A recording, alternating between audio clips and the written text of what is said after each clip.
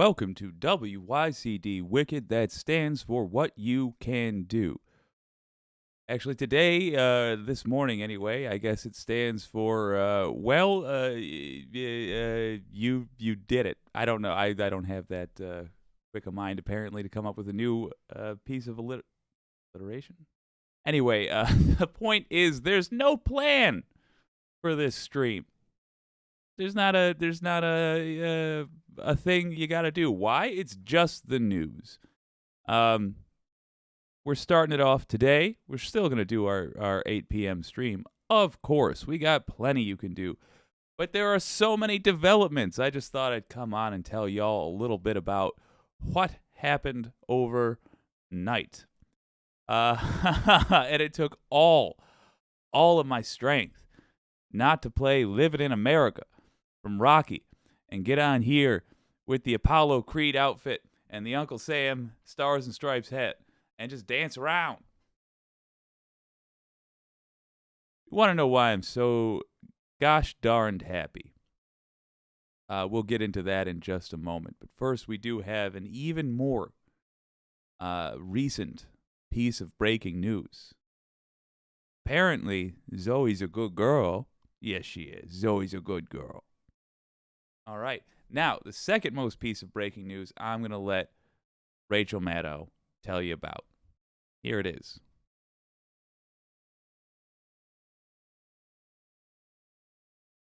I'm going to interject here for a second, and I'm actually sort of calling an audible here. I need to speak to the control room and ask you, live on TV, can I report this breaking news?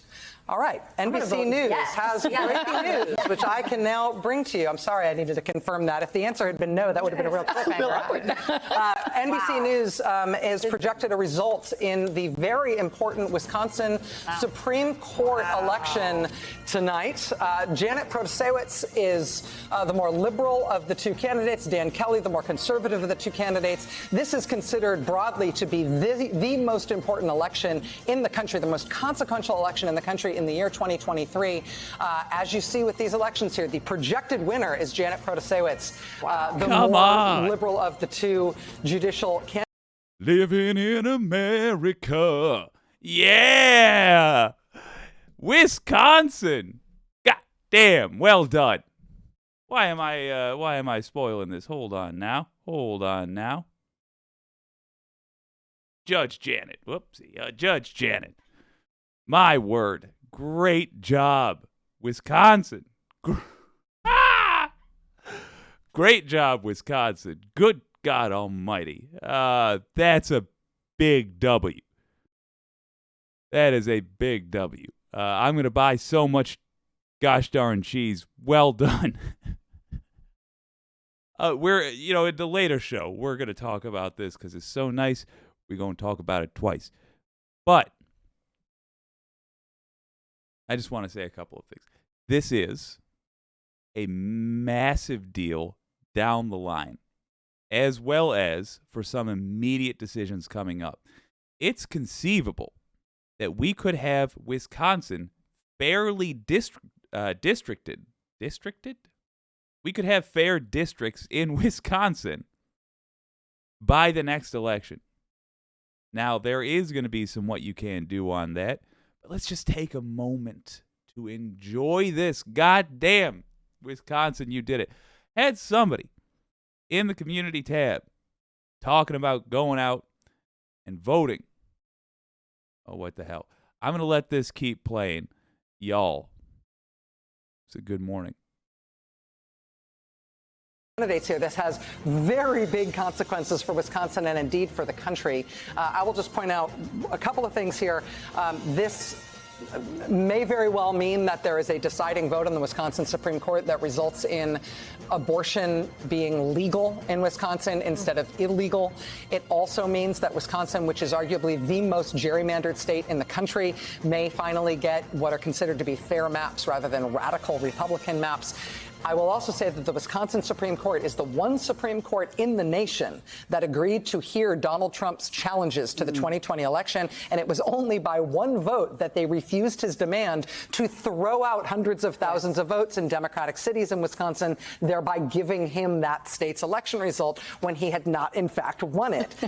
And now the majority on the Wisconsin Supreme Court, for the first time in more than a decade, will flip from hard right conservative control to progressive control. That is a huge deal in Wisconsin. Especially on the maps front. Look what happened over in Michigan when they started using actually representative maps.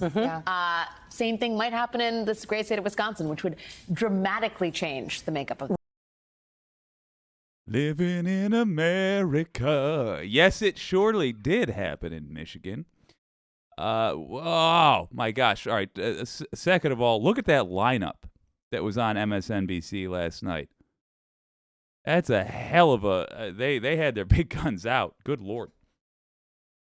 Yeah, that is what happened in Michigan. And... that old man voice. There we go. That is what happened in Michigan. And it started very much like Wisconsin, with a chain of consequences from gerrymandering, pissing off the general population. Wisconsin could have an extraordinarily bright future. It's just right now, democracy in the state has been secured. Right there, we got a big fat W. Truth be told, I've been optimistic about 2024. I didn't feel easy. Like, I didn't feel relaxed genuinely in my soul until this decision, until this vote last night came in. Now, oh, baby, we're going to be like the cat that caught the canary. I mean, we're just going to have a Bugs Bunny mentality because we are going to win. We're going to win. The struggle for democracy, the struggle for equality, of equal justice, equality between the classes, we're going to win. Not going to be an easy fight, but obviously we have the temperament for the fight. We have the will. We've demonstrated that. And now, as of Wisconsin, we have the means. We're going to go into more of this later, even in this segment, and then later in the day as well. Let's just bask it in for a moment. Let's just bask in it. There we go. Soak it in, bask in it for a moment. Hey, there we go. Right now, Wisconsin, I mean, forgive me, you know this better than I do, Alex, but Wisconsin, in terms of the popular votes, roughly 50-50 Democratic and Republican.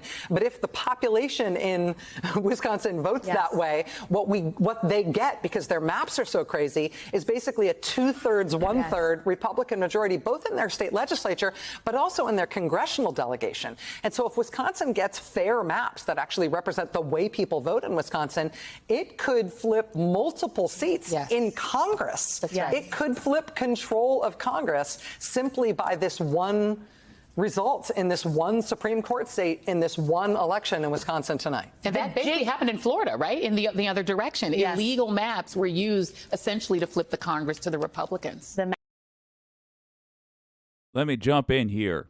Sorrel K,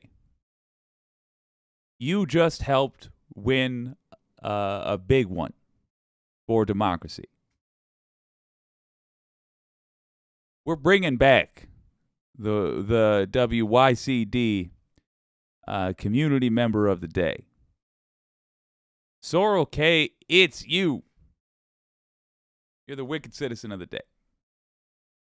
Hell yes. Great vote. Let's keep her going. Maps matter. In short, the maps matter. And by the way, it's nice that this is, national breaking news, because there was a moment 10, 15 years ago when people were not tuned into why these things matter. And now the country, I think, has really woken up. Yes, they surely have. And I do just want to stress the great irony that we have Donald Trump largely responsible for that, for doing such a dangerously bad job in politics that we had no choice but to develop an interest in it. Alex looks how I feel right now. is turning out. That's a big margin. I think it was 14 points. I don't want to say that officially. I mean, it's not, we're not at the end of it, but she is the projected winner. And that abortion in Roe is not this flash in the pan issue that waxed and waned when the opinion leaked, that it is an enduring fracture, that a majority of Americans still have that front of mind when they make decisions about who should win elections. And I would argue that Democrats need to rethink everything that they understood about politics from the 1990s. Guns and abortion are the issues that are probably the two most powerful electoral issues. And if you don't believe that, look at what happened in the 2020 midterms when abortion, I still believe, and will fight me, I believe abortion was the deciding factor in that election. Listen to this gal. She's right. When people complain about, oh, we have too many old politicians, it gets under my skin because I feel like they don't understand the core of that argument. And in fact, I feel like different people are having different arguments and one of them's bad. I don't actually care what somebody's age is. I care about how long they've been a politician. And being a politician for a long time is not disqualifying if they've had good politics. But largely speaking, the beef I have with the old guard of politicians that we currently have is that they've been bad politicians for a long time. And it used to be that they were politicians when you could be a bad politician and get elected. In fact, when being a bad politician was more likely to get you elected. Obviously, we define bad then not as your ability to get elected or not, but as your ability to govern effectively. Well, it used to be that incompetence was the way to succeed, to be pushed ahead. Democrats were prized. They were most prized for their ability to closely lose fights. Now people are paying attention. That ain't so. We want those W's, and baby, we're getting them. Let's let Joy Reid and the team finish it off. And if you look at Tennessee, the next abortion level issue is guns.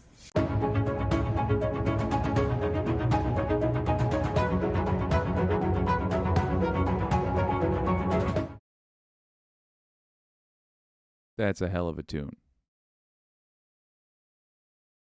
Franny P says, yo, here we come. Americans taking our country back. Absolutely, Franny P. That is quite correct. We surely are. By the way, folks, if you would like to increase the number of people, good Lord, that's why I don't do morning streams as often. Yes, we're calling 11 o'clock streams morning stream. Shut up.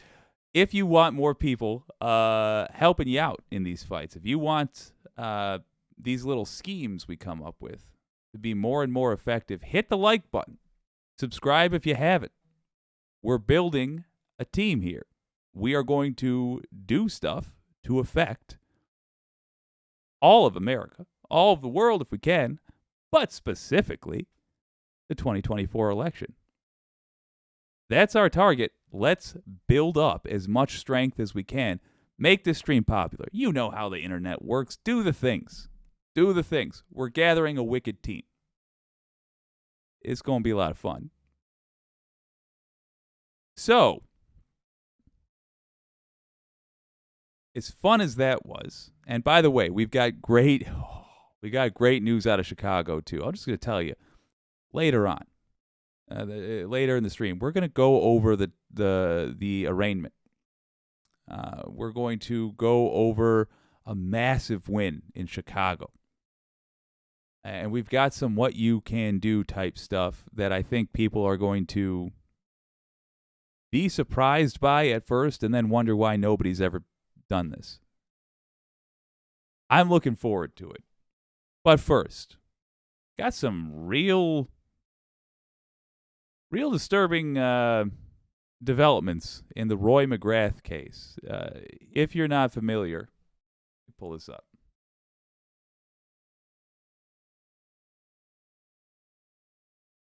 Over in Tennessee,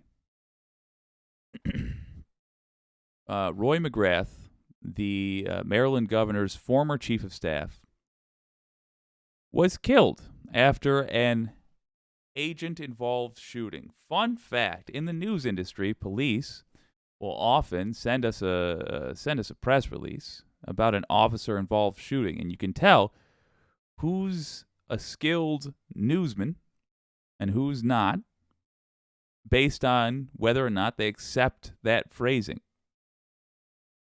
The reason why is an officer-involved shooting, or in this case, an agent-involved shooting. That phrase really removes responsibility.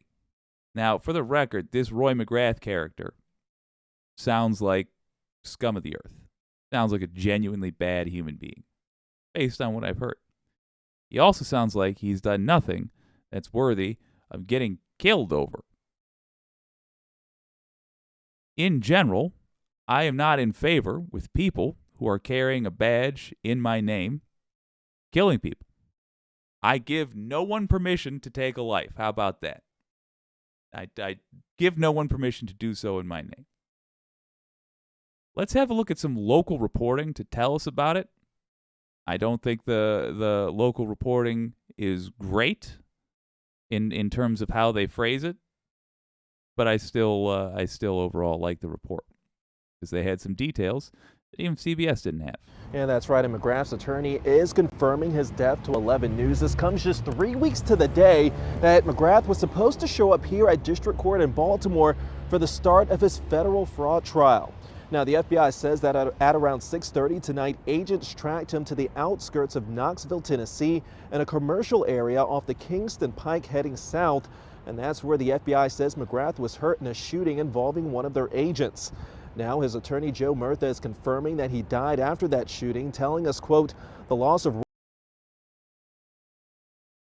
Okay, he was hurt in a shooting. And he died following that shooting. That's weak. That's weak sauce, and we got to call this out. This is a good example of bad reporting. And by the way, don't be too hard on this kid. At the level he's at, go back for a second. I feel like people should be more familiar with how the local news works. I can't tell you how many times I've seen this right here. And that's right, and McGrath's attorney is confirming his death to 11 News. I'm standing, and now I walk to the side. And the cameraman zooms in on a location. I'll tell you this, the fact that he has a cameraman, or person, or whatever, and didn't just have to set that shot up himself, says that he's from a big local station. But I'm just sympathetic. Is all I'm saying. I've seen that many times, and I've also... I know what kind of schedule he's under. That guy rolled into work. They said, you're on McGrath. Here's what the police say.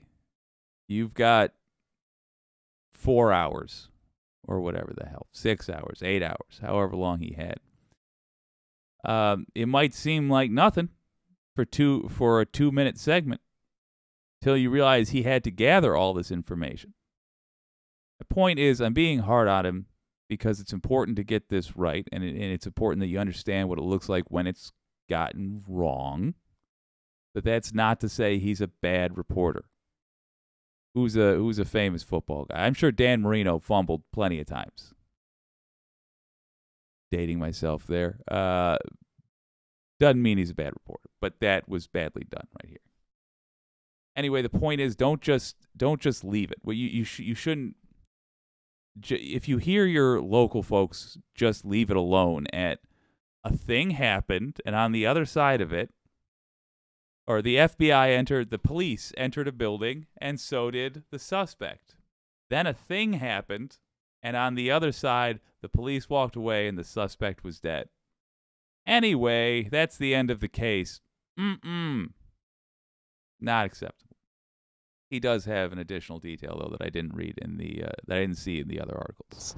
Now, his attorney, Joe Murtha, is confirming that he died after that shooting, telling us, quote, the loss of Roy's life was... Died after that shooting. Come on. What you should be listening for is at least them acknowledging that they asked the FBI, okay, how did he die? And that they refused to say. Which I'm sure they didn't do. So they can't say that here. It's a terrible tragedy, and I think it's important for me to say on his behalf, he never wavered on his innocence. McGrath has been a wanted fugitive for the past 3 weeks. Federal prosecutors contend that he misled officials at the Maryland Environmental Service, where he served as executive director, by implying former Governor Larry Hogan supported paying him $233,000 in severance to become Hogan's chief of staff. Now, Hogan denied approving that severance, and McGrath resigned as chief of staff in August 2020. He faced fraud and theft charges relating to that payout. Now, just within the last few minutes, we are hearing from former Governor Hogan about McGrath's death. He tells us, quote, "Yumi and I are deeply saddened by this tragic situation. We're praying for Mr. McGrath's family and loved ones." Now, there are still several questions surrounding McGrath's death, such as what led agents to his location and just the circumstances surrounding his death. But of course, we are working to learn more information about that. And of course, when we get that information, we will bring that to you on air and online at WBALTV.com. Yeah, so I didn't know that the governor already gave a statement. Quick.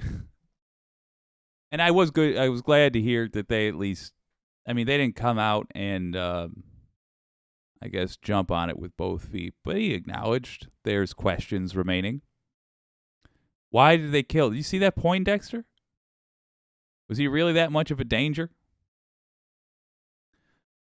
Here's the thing. This is not a what you can do, because I'm not fully confident that it's the right thing to do. I just want to be clear. And by the way, if you're the group I'm about to address, just understand that I'm acknowledging that it's shocking that I would have the balls to suggest this. So feel free just to give it a hearty no thanks, Jake. Nice try, but no thanks. But hear it out. You're a Black Lives Matter protester. Like me, for example. You've gone out to those protests. I might consider organizing a protest for this man. Was this guy a good guy? Nope. Doesn't seem like it. Seems like a straight up criminal. Seems like a genuinely bad human being. Is it a great loss to the world? I have no idea. But what is the point? What's the purpose of the Black Lives Matter protests? Is it that black lives are special above other lives? No. It's that black lives matter as well. It's that black lives are unnaturally endangered in the United States for no damn reason. That's the core of it. What is the racist response to the Black Lives Matter protests? The phrase, all lives matter. Here's a little curious thing. It wiggled into my mind. Can't let it go. What bridge building could be done if the Black Lives Matter organizers got behind this shooting death? We don't have, for the record, we don't have the full details yet. This guy could have. It's why I'm hanging on this so much. He could have been armed. You know, these GOP folks, they're a dangerous group. They tend to carry guns, and they're irresponsible with them, as long as we're pushing cruel narratives. But no, he could have been armed. He could have fired at the FBI. I'm sure we would have heard about it if that was the case. I suspect we've got a couple of trigger-happy agents really going over in their heads how they can piece together events in such a way that they come out looking like they didn't just execute a nerd. But if it comes out, the details come out that this killing didn't have to happen, not for the benefit of this guy, not for the benefit of white people mistreated. I think there would be benefit in Black Lives Matter protesters going out wearing the Black Lives Matter gear, the shirts, carrying the signs even, and protesting over this guy's death. Why? Why? To show a group of people that were so sure they knew what this was all about, and were wrong, by the way, what it is really all about. To show them the principle behind the action. The point is not to get justice for this guy. The point, just like the point wasn't really to get justice for George Floyd. Both of them are dead. There's no justice to be had for him. That's a bitter fact of life. The point of protesting for this dead, white, former Republican would be the same as the purpose of protesting for George Floyd. It's to stop another needless killing of a black man or woman. Really to stop needless killings in general. But I think protests over this guy's killing, particularly because it shares a lot of the exterior similarities as any other casual police killing, could win people over to the side of Black Lives Matter. People who are either on the fence or who simply assumed they knew what it was about. Will it win them over altogether all at once? No, I don't think so. But it will give a ton of people pause to say, maybe I got that wrong. Because I would have thought these people would be celebrating in the streets. Maybe I should re-examine what that movement was all about. It gives us a chance to have the work that was already done re-examined. Worth thinking about. Oh, dawned on me, and attacks on education. Boy, Mars Falcon. Just coincidence. I knew a guy that fell off a 70-foot building, then died shortly after. Good God. Many suspect it could have been COVID, maybe a heart attack. Perhaps it was just cyanide poisoning. Good Lord. He was shot at the... dawned on me, said they read a police report and then reported as fact. Yeah, it's a bad habit. Mars Falcon says he was shot at the exact moment that the infection caused by the splinter he got 2 days ago fomented a stroke. Happens all the time if you believe what you read in a police report. Yeah, good Lord. Wicked Foxy Dragon says, Jake, my dog is talking to you again. Hello, Zoe. Who's a good girl? You're a good girl, Zoe. Yes, you are. Mars Falcon, at the very least, demanding an investigation into the assassination of another citizen. Yeah. One of the things that is difficult to get used to at first, I think, in political organizing, is getting rid of your distaste for people and groups you have traditionally been in opposition to. But once you're able to do that, there's this amazing feeling of being able to gang up easily on problems. Once you're like, okay, yeah, I'll fight shoulder to shoulder with this godless Nazi to beat back this demon invasion, and then, as soon as we close that hellmouth, and turn around and fight the Nazi too. But like, there is certainly a path forward. Like, we have so many ridiculous problems in this country. It's just there's like an infinite number of groups that we can appeal to and make a case for, and occasionally have just do like a surprise WrestleMania tag team event with. That got weird. Look, I'm goofy in the mornings. All right. We got just one little bit. This is almost Salty Saturday stuff. I mean, we're right on the line, folks. This one should be, if I'm being honest with you, this one should be a proper Wicked episode where I come up with a plan of what to do and yada, yada, yada. I'll be real, though. I just stopped about halfway through what I was doing because I was getting ready for the later show. I just don't know. I'll take advice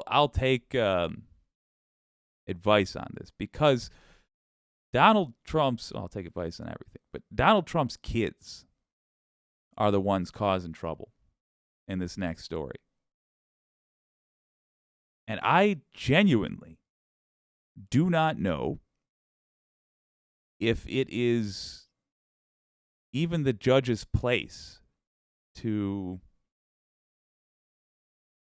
shut him up. So they got to be shut up. We've got to stop them from threatening law enforcement, certainly. And by the way, we should go grab the insufferable people who have thin blue line shirts on and badges and say, okay, you believe that. But I honestly don't know where to direct people because the situation is this. Donald Trump's kids are threatening the judge's family in the case that Donald Trump just got arraigned for. Here's Knockabout Pete talking about it. Probably was a little too quick taking those off. Here's Knockabout Pete talking about it.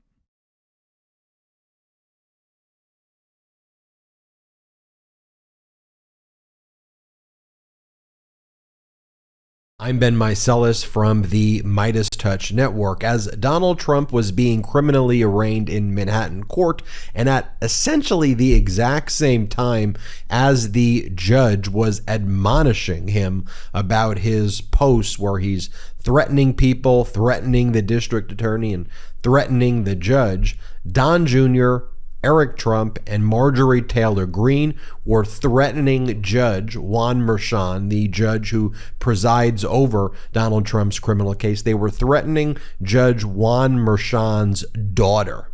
That's right, you heard me, threatening Judge Juan Merchan's daughter. Now, their tactic, their stochastic terroristic tactic, is to attack family members of people that they target. And so, for example, with Special Counsel Jack Smith, they've attacked Special Counsel Jack Smith's wife.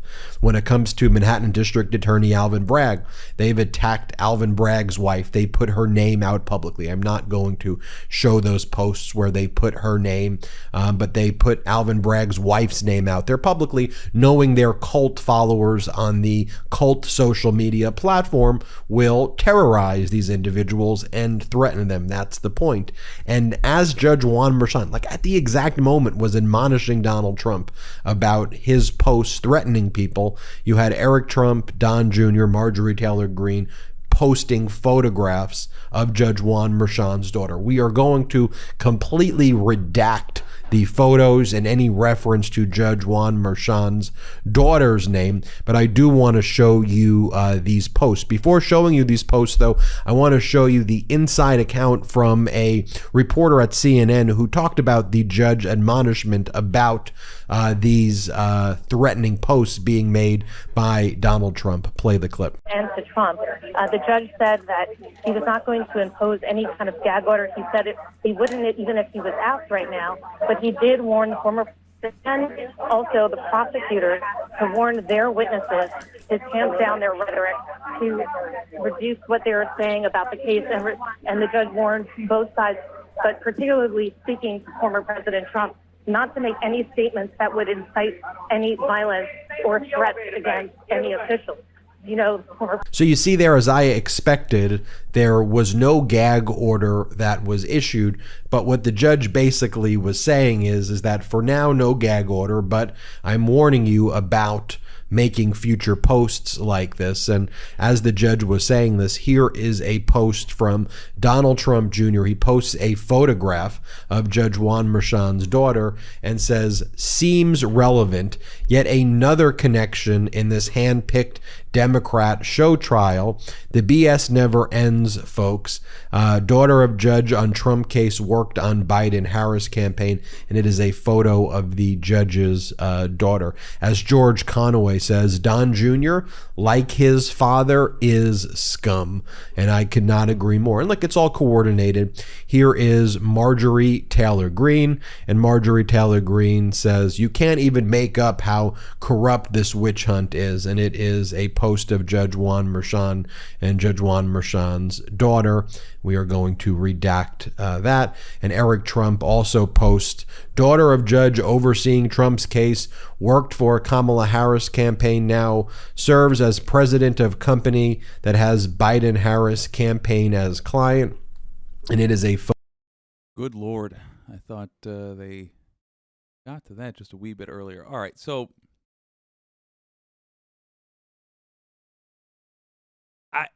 we cannot... Let's just start with the obvious. We can't have a judge's family being threatened. Can't have it. On the other hand, that judge in particular doesn't have authority over the whole country. That judge has authority over the people in their court. So that judge can't say, to my knowledge, and by the way, if I'm wrong, please tell me, because I've trying to find out this fact has been a B and a half. But to my knowledge, that judge can't say, gag order, Marjorie Taylor Greene, gag order, Donald Trump Jr.'s kids. These aren't Donald Trump. Excuse me, Donald Trump's kids. Because these people aren't Donald Trump. Also, I don't want to live in a country where you can't say anything bad about a judge, particularly if you think they're corrupt. But I definitely don't want to live in a country where you can just threaten judges. That's effed up, man. So, we are going to have to do something in the long term, structurally, to take care of this. We're going to have to advocate for, if there aren't rules already, rule changes, for God's sake. That said, there's no way this doesn't bite Trump in the butt. There's no way. Does this, I mean, this is the judge's daughter we are talking about. I can't fathom that the judge is going to let it go, and they shouldn't. Photo of judge. Let's let Knock Him Out Pete keep going. I'm sure he's going to bring it home.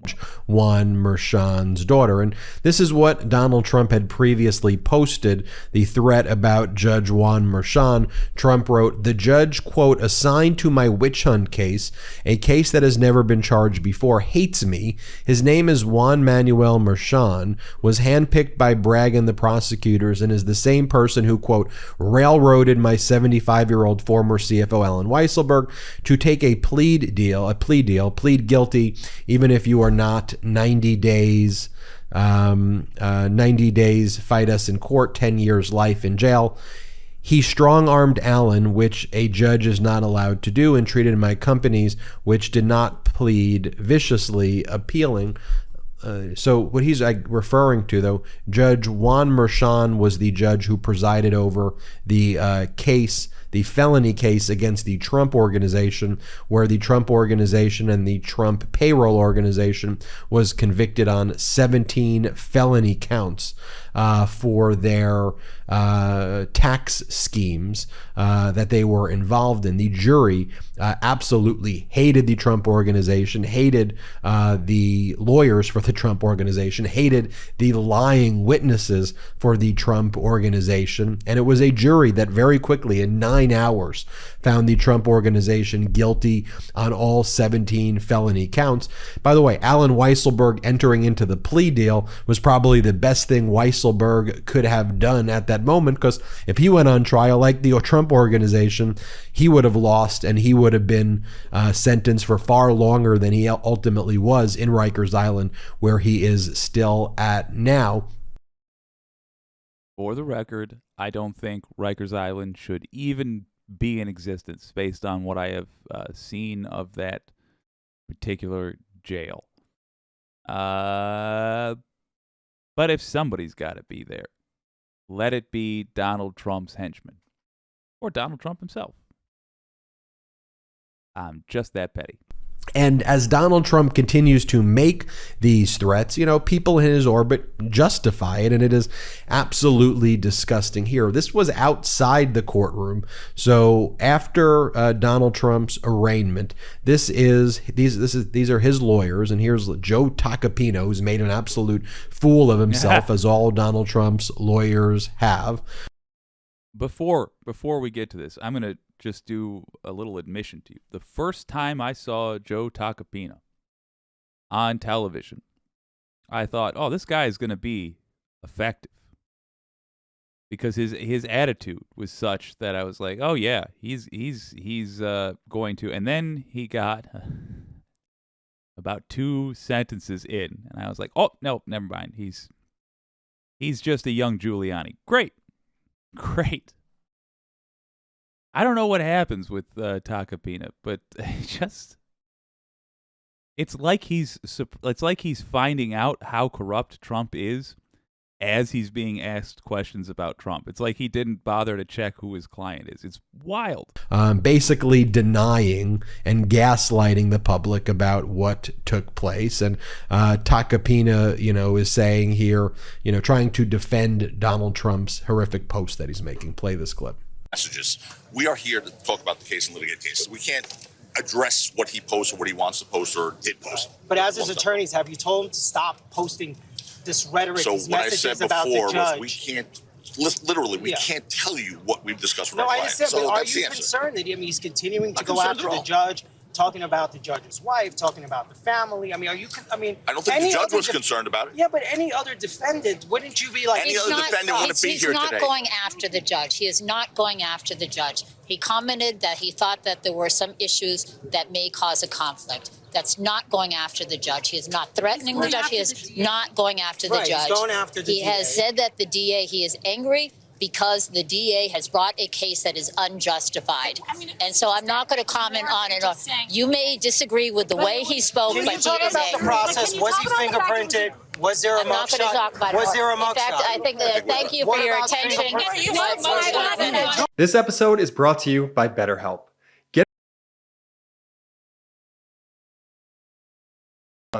That's BetterHelp. That's I don't love that they started doing the commercials in the middle. Oh, come on, y'all. And then here's another clip of Tacopina where Tacopina, again, more gaslighting, saying, oh, Donald Trump wasn't even swinging a baseball bat. We've heard this by this point. All right, I was hoping he went into the kids a little bit more. Not entirely sure how to handle this one. There will be a plan, but it's got to be reality based. And I'll be real with you. It's very likely just to come down to making sure we have the people in power in 2024 who can do something about this. And until we have that, how to endure until then, how to look out for this judge and their family. And I gotta say, you know what? Let's go out for a second.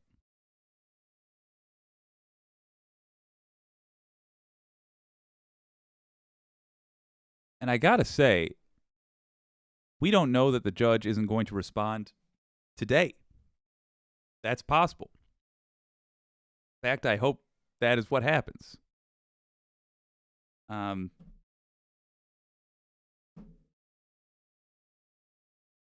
But it should tell us a lot how much the worst amongst us, the absolute worst human beings in America, Marjorie Taylor Greene, Donald Trump Jr., and his whole damn family. I've withdrawn. Mary Trump's all right. What the hell? The one he hates as well, maybe. Tiffany? Yeah. But it should tell us a lot how much they're scrambling to hate on this judge and try to scare this judge and make this judge a target. I don't honestly think that their goal is to scare this judge. I mean, they are Sure, they're trying to do their normal scumbag stuff, but I don't think their goal is to sway the judge. I think their goal is to sway their supporters, the people who are fanatically behind them. They are trying to make their supporters an enemy of the judge and of anybody who would support the judge in any way. And that's the part of it that gives me pause when talking about what we should do. Because if what we come up with is the best plan to, say, defeat the supporters of Donald Trump, the people who are actually the target of this campaign that's going on, okay, we may be successful. But we've been doing that. And that's been the main strategy over and over. And you know what? If it ends up being all we can do, it's an acceptable way to go. But I suspect we are missing an easier, more effective strategy, which is showing these people for what they are when they do this stuff. A thought occurred to me, and we should be taking advantage of it. Why were there less protesters this time around, post January 6th? Why is Trump's rhetoric not working as well? Look, part of it, sure, it's just the stakes. January 6th, there was more time to build up. Yeah, but Trump always says they got to get through me to get to you. What were they saying this time? If they can come after me, they can come after you. Well, think about how that sounds if you are dyed-in-the-wool MAGA. Think about how that sounds. Guess what? They already went through MAGA to get to Trump, not the other way around. There's people hearing Trump's message. If they can come after me, they can come after you. And they're looking at the people in prison for Trump for the last time he asked people to come out. And they're thinking, well, what? They can come after us. They did come after us. By the way, you didn't pardon these people. You're going to be so GD corrupt. Why couldn't you pardon these people? Is it every one of them? No, of course not. But their support erodes grains at a time. That's a lot of grains. So now they're trying to make the judge look like the bad guy because I think they're being realistic in their own way, about their odds in this trial. They want to politicize it, and they want to make the judge one of MAGA's many enemies. Okay. We'll get back to this topic after we look at how the judge reacts to this, after we look at how lawmakers, maybe even the DOJ, reacts to this. But I think the solution on our end is going to be to judo this motherfucker and use it as an opportunity to show what MAGA is really all about to MAGA. We'll get into it. But that is what's going on in America today. There's a ton more as well. We're going to have such a fun day, man. I hope I'll see y'all at 8 o'clock because we've got great news in Chicago. We've got a fascinating indictment to read. Let's read some comments. Speaking of, Dawned on Me says, these people are horrible people. Cruelty is the point. It surely is. Yes, indeed. Mars Falcon, I want to know where the manly man, alpha male, right-wingers, I want to know where are going to handle the Trumpettes threatening a girl. Truly. And by the way, that is the kind of criticism we should be offering. Like, when you have a certain set of moralities. You tend to try to appeal to those moralities no matter who you're talking to. But what you've just pointed out there is very much the right way to go about it. Not that you have to think, a girl should be treated differently than this or that. But you know that they who do the stereotypical man's man, I've got that door for you, honey. By the way, you should hold the door for everybody. But I've got that door for you, honey. Go on in, slap on the rump. That person should feel shame by their own morality for how these people are acting. Shame them with that. And you say, if only they could feel shame. True. Instill that in them. First install the software update, then run the program. Foxy Dragon, who is just full of surprises, says 18 U.S. Code 373, solicitation to commit a crime of violence. Interesting. Makes it a felony to whoever, with intent that another person engage in, engage in conduct constituting a felony that has an element, the use, the attempted use, or threatened use of physical force against property or against the person of another in violation of the laws of the United States. Interesting. There's a thin line between soliciting violence in retaliation and speaking about questionable behavior of a judge or prosecutor. Interesting. All right. That's food for thought. Mars Falcon, a case that has never been charged before. Does he mean nobody has ever been charged with falsifying records, or does he mean if he can only be charged with things he's been charged with before? I don't know. This man, it makes no damn sense. Wicked Foxy Dragon says solicitation can be enforced even if it doesn't produce a violent act, just the act of trying to get someone to do it.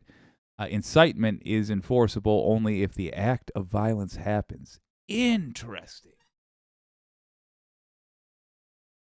Okay. Maybe there is slightly more direct things we can do.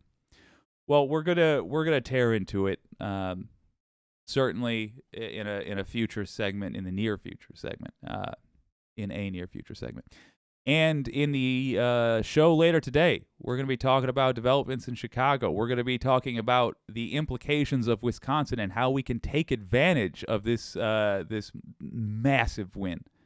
I mean, it changes strategy throughout the country, truly. Hell of a job, Wisconsin. You should feel proud. We're going to be talking about the, per Foxy's suggestion, the